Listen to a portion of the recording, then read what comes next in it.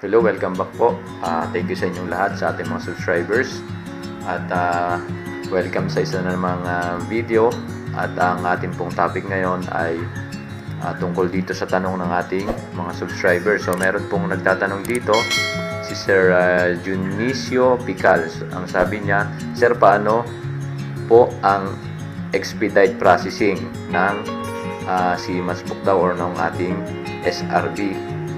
Ito namang si Ma'am Jelyn Budes, sabi niya, paano po yung payment, sir, on the day of the appointment na iseset? So, shout out kay Sir Junicio Pical at kay Ma'am Jelyn Budes. So, kung hindi po kayo makahanap ng slot dito sa dati nilang website, so ituturo ko po sa inyo kung paano tayo makakapag-renew or makakuha ng CMAS book at ng ating SID. So, guys, bago tayo magsimula dun sa mga bago dito sa ating channel, huwag niyo pong kalimutan na bisitahin ang ating mga videos. Marami po tayong na-upload na video dito sa ating channel at baka meron kayong matutunan. So yun guys, punta na tayo sa ating topic tungkol dito sa ating mga CMAS book or sa SID natin. So sa mga nagtatanong po, marami nag-comment dun sa video ko na kung paano daw sila makakuha o makarenew dahil wala silang makita na slot. So, kung pupunta po kayo dito sa website ng Marina, so active pa rin po yung SID SRB ng Marina. Ang problema po dito, kapag clinic nyo dito, ito, pindutin natin yung start now. Ito yung kanilang website para sa SID SRB. Kapag na-click nyo po yan, mag-try kayo maghanap ng slot. So, wala po kayong makikita na slot dito. Mahihirapan po kayo. Ang nakalagay dito is no available time slot. So, kahit anong branch dito, napakahirap pong maghanap ng slot para sa renewal or sa online appointment ng ating SID at ng SRB or yung CMAS book natin, dating SIRB. So, ang gagawin nyo po, siyempre, punta kayo sa inyong browser. Then, hanapin nyo dito sa Google o kung ano mga gamit nyo na browser. I-type nyo po ang marinaoas.pisupay.com.ph. So, ilalagay ko din po itong link sa baba ng video or sa video description para madali nyo makita. So, i-type nyo po yan, marinaoas.pisupay.com.ph. So, yung ibig sabihin, ito po yung lalabas na website. Kapag nag-type po kayo dito sa inyong browser, sa inyong search bar, lalabas po itong website ng Marina. Nakalagay dito, OAS. Ang ibig sabihin po niyan, Online Appointment System. So, ito po yung gagamitin natin para makapag-renew or makapag-online appointment tayo kung wala tayong makita na slot dito sa SID, SRB na website din nila. So, meron po silang nilabas dito na notice. Nakalagay po dito for processing ito ng procedure for expedite processing of seafarers record book or yung ating SID at saka yung SRB natin. So magkasama na po yan. Kung expedite po yung gusto nyo, pwede kayo sa SID, SRB yung dati nga nilang website at pwede kayo dito sa ipinakita ko na ito, marinaoas.pisupay.com.ph. So meron po silang requirements dito na itong sa number 2, nakalagay dito, letter request from company or agency. Kung kayo po ay magpapa-expedite, notarized company contract. So, yan po kailangan ng kontrata, yung approve ng POEA. Then, confirm, plane ticket, yan, kailangan 3 working days before the estimated time of departure dito sa Pilipinas. So, present the proof of payment at the data capturing machine. So, ayan. Kailangan nyo po ng proof of payment. So, dito po subukan natin na mag-online appointment. Ito ang pipindutin nyo dito, schedule an appointment. So, yung nagtatanong kung saan daw magbabayad. So, masasagot na po dito sa video na ito ang inyong mga tanong. So, pindutin nyo po yan, schedule an appointment. Then, may lalabas po, magpapop up na panibagong window. So, ito po yung terms and privacy. So, kung gusto nyo po yan, basahin nyo hanggang sa baba. Yan, marami po yan. Isa-isahin nyo yan. Then, kapag okay na, nabasa nyo na, click nyo itong I agree to the terms and privacy policy of this website. So, yan, may nakalagay pa dito na contact us if you have any questions about this privacy policy. Please contact us. Ito yung email address nila, mds@marina.gov.ph. So, kung may problema po kayo, pwede kayo mag-email directly dito sa contact address nila, email address na nakalagay dito. So, click natin yan, I agree. Then, lagay natin ang ating email address. Then, click natin yung box, I'm not a robot. Then, click natin yung submit. Kapag na-click natin yung submit, may lalabas na panibagong window. Ito na yung ating simula ng ating application. I-fill out natin ito. Select your category. O nakalagay dito, number 1, transaction. Number 2, appointment. Number 3, applicant information. Then number 4 is documents. Number 5 is payment. So yung nagtatanong po kung saan daw ang magbabayad, ito po yung payment na nakalagay. So yung binigay po nila na allowance dito for para mag-fill out is 59 or 60 minutes or 1 hour. So ito po sa right side, right upper corner nakalagay dito. Yung sa SID SRB naman is 30 minutes or half hour yung nakalagay doon. So ito, uunahin nyo dito is select your category. Sorry. Yan, ilalagay nyo po dito kung kayo ay nasa overseas o kung anong paggagamitan nyo. So, select natin yung overseas. Then, select seafarer type. Yan, kung kayo ay rating or officer. Then, click natin yung kung ano ang process na gagawin natin. What do you want to process? Kung ano daw yung pa-process natin. Kung SRB, kung renewal yan, o isasabay na din natin yung SID, yung ating seafarer's identification na identity document pala. Then click natin yung regular or kung on board kayo. So click natin dito sa baba, nakalagay ito cancel or next. So ine-next po natin yan, pero makikita nyo na agad dito sa kanan yung amount ng babayaran nyo. SID renewal 600, yung SRB na renewal is 1,000 pesos. So may total siya na 1,600 pesos. So click natin yung next.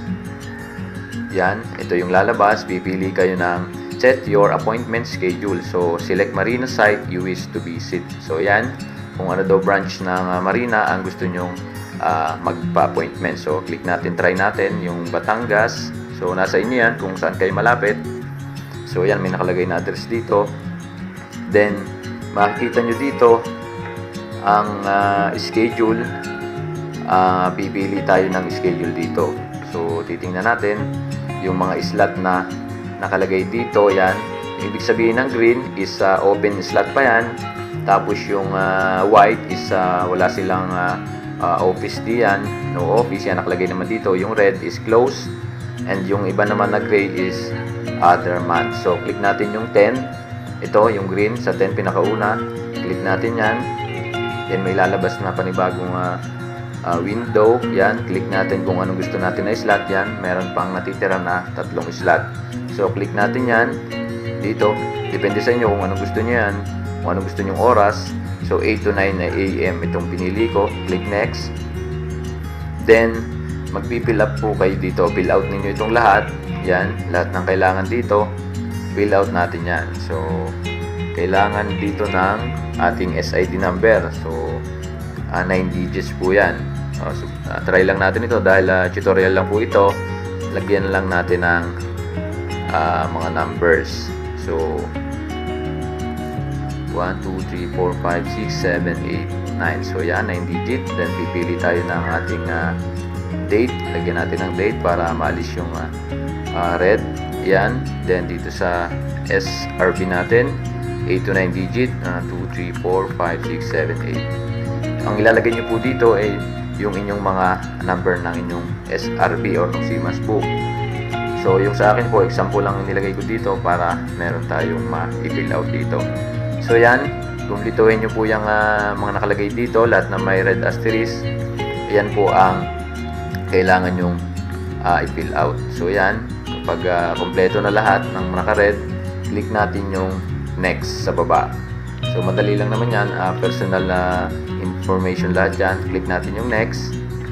So yan, kapag meron kayong nalaktawan or hindi na kumpleto, babalik siya dun sa hindi nyo na i-fill out. So yan, lagyan natin ito yung mga kulang dito.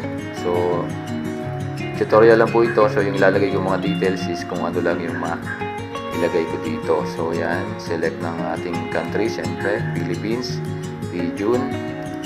Yan, lagay natin Zamboanga kung anong so yan, select country. So lahat ng nakapula lagyan natin para makumpleto. Excuse me. So educational attainment, yan. Sorry, nabubulol na po ako. Ilang araw tayong hindi nakagawa ng video. Select course. So yan, BSMT. Then kung anong year tayo natapos. Then NBI clearance. Kailangan may NBI clearance kayo, valid NBI clearance. Click natin yung next. So may kulang pa yung gender. Click natin yung next. So yan, nakalagay dito sa number 4, documents. Submit your supporting documents. So do you want to upload your documents? So pwede nyo i-upload, pwede ding hindi. So kung hindi nyo i-upload yung inyong mga document, siguraduhin nyo lang po na dadalhin nyo yung original na mga documents sa araw ng appointment na nilagay nyo dito. So click natin yung no. Kung gusto nyo naman po na i-upload, click nyo yung yes. So click natin yung no dahil hindi ko naman i-upload yung mga documents. Click natin yung next. So yan, dito po sa number 5 may payment na nakalagay na dito. Pinakalas na po na process ito.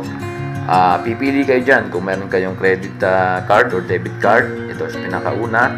Ito po yung mga payment method natin. So yung pangalawa, pwedeng cash sa mga payment.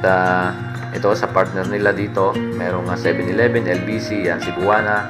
Pwede kayong pumili dyan. So e-money ito sa baba, banknet. So kung pipiliin nyo dito, pinakamadali. So common sa atin yung 7-Eleven, select natin dito. Pero meron po siyang convenient fee na 50 pesos. So yan, select natin yung para sa payment natin. Yan, 7-Eleven, nakalagay dito. Kukuha po kayo ng reference number dito. Magge-generate tayo ng reference number. Yun ang ibibigay natin sa 7-Eleven outlet na pupuntahan nyo, or kung LBC or kung saan man nyo gusto, lahat na nakalagay dito. So dito sa baba, yan, dito sa generate na reference number, click nyo yan. Kapag na-click nyo yan, magge-generate siya ng reference number. Kung mga cellphone po yung gamit nyo, pwede rin yung gamitin. So ganito rin yung magiging process ng pag-fill out. So sundin nyo lang po yung step by step na tinuro natin. So generate yung reference number. Then ito yung reference number, ipapakita po natin ito dun sa 7-Eleven kung saan po tayo magbabayad ng ating payment para sa SID or sa ating CMAS book or yung SRB natin. So dati po SIRB yung tawag nila, ngayon SRB na lang, Seafarers Record Book. So yan, kukunin nyo yung reference number. Kapag meron na, pupunta nga kayo sa 7-Eleven o kung saan nyo gusto. Then bibigay nyo yung inyong reference number, ipapakita nyo doon. Then magbabayad po kayo kung magkano ang inyong babayadan. So yun lang po, ganun lang kadali.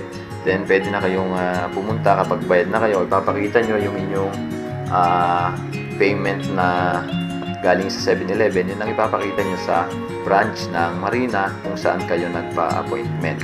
So ganun lang kadali guys. At sana mapanood nyo ito. Yung sa mga nagtatanong, sana makita nyo yung video natin para sakali makatulong ito sa inyo. So yun lang guys, huwag nyo kalimutan na i-share sa iba para makatulong din tayo. So yun lang guys. At yun nga, dito sa mahirap pumanap dito sa SID/SRB, kaya dito na tayo sa isang website nila. Pero active pa rin po yung kanilang website na SID/SRB.